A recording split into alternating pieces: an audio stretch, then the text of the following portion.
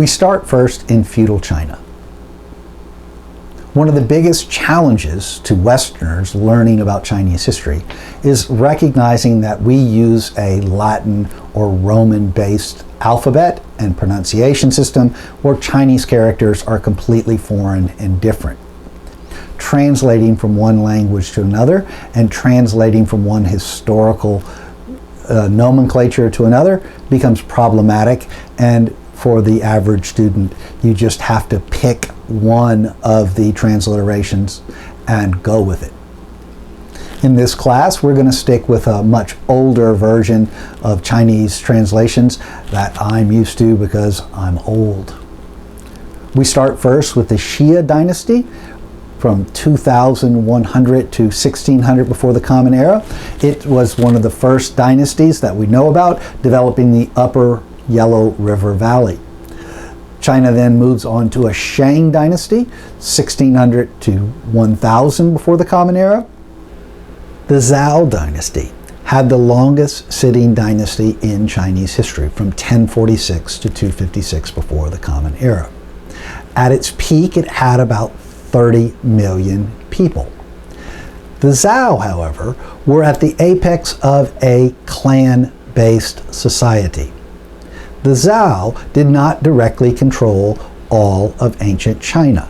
Rather, they were the most prestigious family amongst many different clans. Local communities organized themselves around extended families. Extended families lived together, worked together, promoted their own economic, social, and religious interest. Each of them had their own dynastic states. More powerful families governed larger territories. Less powerful families only governed their own households. As we saw in the Mediterranean world and in the ancient Near East, a dynastic state promotes the interest of a single ruler. And that ruler then delegates power to their family and friends. Religiously, the feudal period in China rested upon ancestor worship. Each clan worshipped their ancestors. Their ancestors continued to live a parallel existence in another world next to this one. The people living then were expected to practice filial piety. They were expected to maintain good family relations even with the dead. This was important because the dead then had good relationships with nature. And so by the living cultivating a relationship with their ancestors could keep nature calm and harmonious. Out of this idea developed the mandate of heaven, that the families in this world had the mandate or the command or the delegated power from their superiors in the other world. The second half of the Zhou dynasty's rule, though, descended into turmoil and chaos. This was known as the Spring and Autumn period.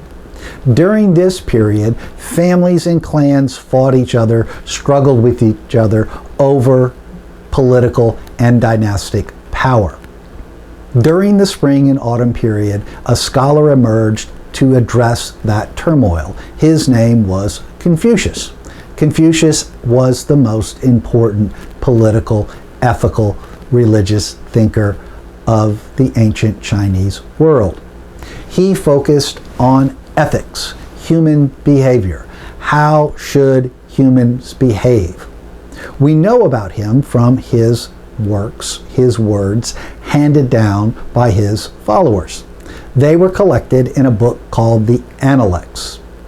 The Analects has a very simple concept: run. I know it looks like Jen, but to this Texas, Oklahoma, Louisiana accent, it's actually pronounced something like run. Benevolence, compassion, sympathy. If a person were to be a human, they needed to behave benevolently, compassionately, sympathetically. This is the essence of humanity. If we look at the Chinese character for Run, then, it is a combination of ideas. On one side is a human being walking, and on the other side is the ideogram for two. In order to be a human being, it takes two people. A solid relationship between humans elevates our behavior and elevates our ability to live a good life. For Confucius, he established or recognized 5 basic reciprocal relationships, 5 basic mutual relationships, all centered or modeled after the father-son relationship. The father acted with benevolence towards the son, and the son responded with deference or obedience. This was an unequal relationship. The father was the superior, the son was the inferior.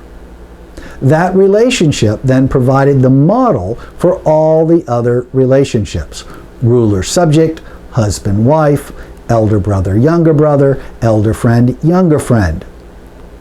If a person or a society were going to function well, then that society needed to recognize and implement and practice these reciprocal relationships. That practice, that behavior was not left to chance. It was governed by ritual conduct, li. Ritual conduct establishes reverence for superiors. Inferiors show reverence for superiors. And then superiors respond to that reverence with gratitude and benevolence. This can be seen in filial piety, acts that sons perform towards their fathers.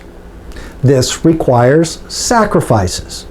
But those sacrifices are not simply of this world. A father also has to recognize that his ancestors continue to live in the other world, and that the father needed to act like a son to his social or spiritual superiors. Only with this unbroken chain of filial piety could a society hope to remain harmonious.